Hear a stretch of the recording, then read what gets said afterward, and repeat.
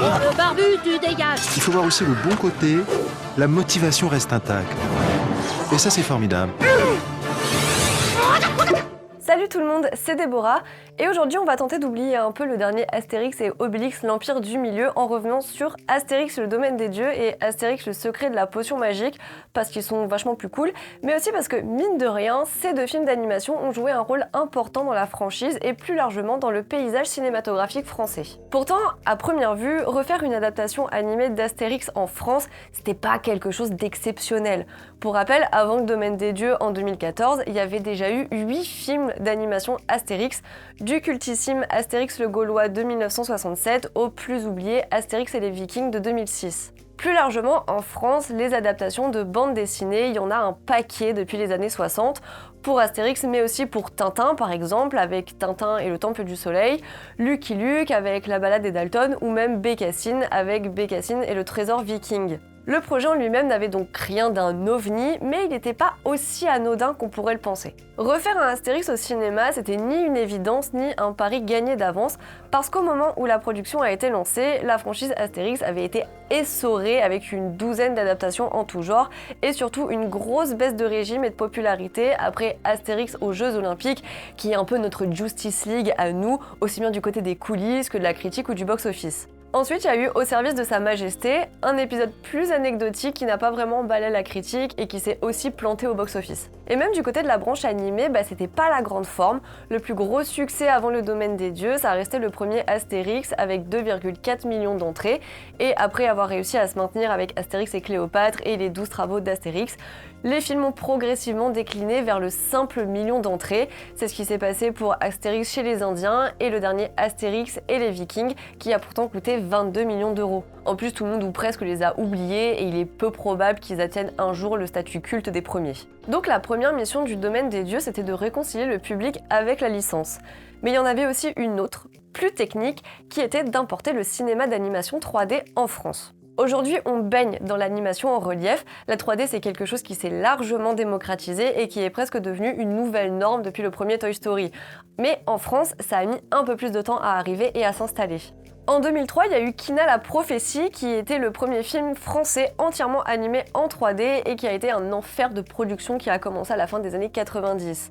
Le film a coûté un bras avec environ 14 millions d'euros de budget et rapporté presque que dalle, ce qui a certainement rendu les studios un peu frileux. Il a fallu attendre 5 ans pour que des productions ou coproductions françaises retentent l'animation 3D avec Chasseurs de dragons, puis encore un peu après, La véritable histoire du chat botté, The Prodigies ou Un monstre à Paris, qui était déjà un petit peu plus abouti visuellement, mais les recettes n'ont pas suivi et tous ces films n'ont pas fait un carton. En plus, beaucoup ont été oubliés.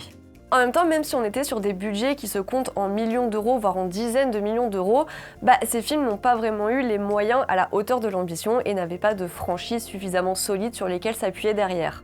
Donc, pour réussir à faire notre Pixar français, le domaine des dieux a un peu gonflé la facture avec un budget aux alentours de 31 millions d'euros, une somme évidemment incomparable à celle des géants américains comme Disney ou DreamWorks, qui étaient plus sur des fourchettes de 100 à 200 millions de dollars pour un film. Mais c'était quand même une somme record pour un film d'animation en France et un gros investissement à rentabiliser pour pas couler un peu plus la licence. Donc, ce qui pouvait paraître tout tranquillou les doigts dans le nez relevait plutôt de l'alignement d'étoiles. Mais à chaque défi son homme de la situation, en l'occurrence Alexandre Astier pour la réconciliation avec le public et Louis Clichy pour la conquête de l'animation 3D. Et à bien y réfléchir, on pouvait difficilement envisager de meilleurs candidats pour porter à bien le projet.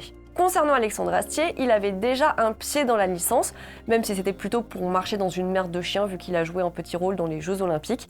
Mais c'est surtout un artiste touche-à-tout qui a été biberonné à la bande dessinée franco-belge et qui voue un culte à l'œuvre de René Goscinny, en plus d'avoir l'habitude de jongler entre les deux médias, notamment avec sa série Kaamelott dont il a étendu l'univers sur papier. Dernier point, mais qui a son importance, Astier porte un réel intérêt à l'animation, c'est pas quelque chose qu'il déconsidère. Et de l'autre côté, on a Louis Clichy, qui est crédité comme co-réalisateur.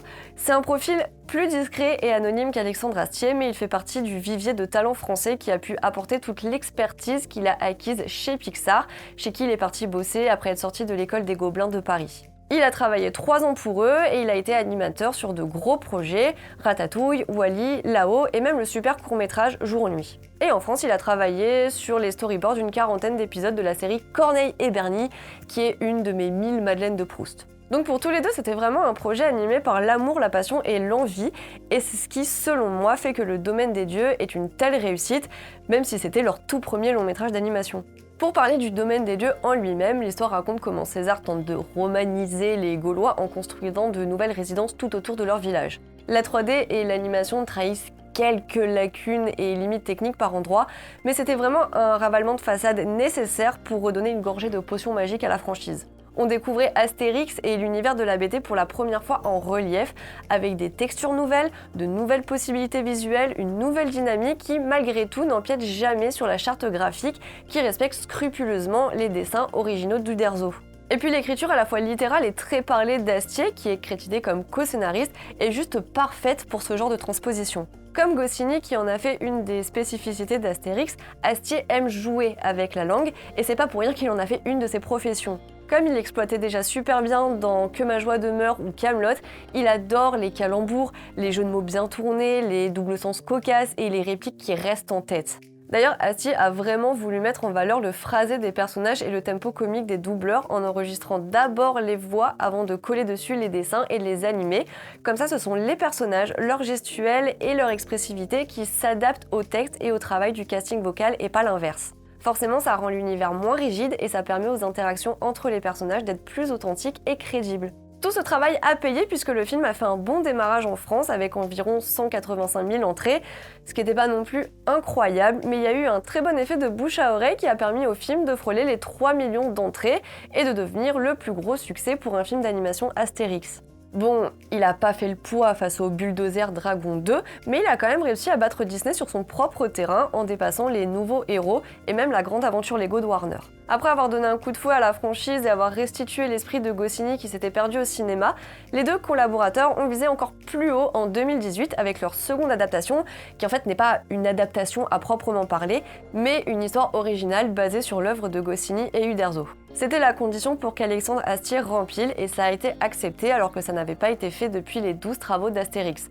Du coup, c'était encore un challenge supplémentaire autant qu'une preuve de confiance. Donc après avoir adapté une histoire en vase clos qui se déroule à 2 pas du village, le secret de la potion magique a repoussé les frontières de l'armorique en s'intéressant à un des angles morts de la mythologie, la fameuse potion magique et le secret bien gardé qui l'entoure. Panoramix prend conscience qu'il n'est plus tout jeune et que le village serait en danger s'il devait lui arriver malheur. C'est pourquoi il part en quête d'un druide capable de prendre sa relève. Cette suite a presque eu le même budget, autour des 33 millions d'euros, mais présente une animation et des graphismes encore plus aboutis.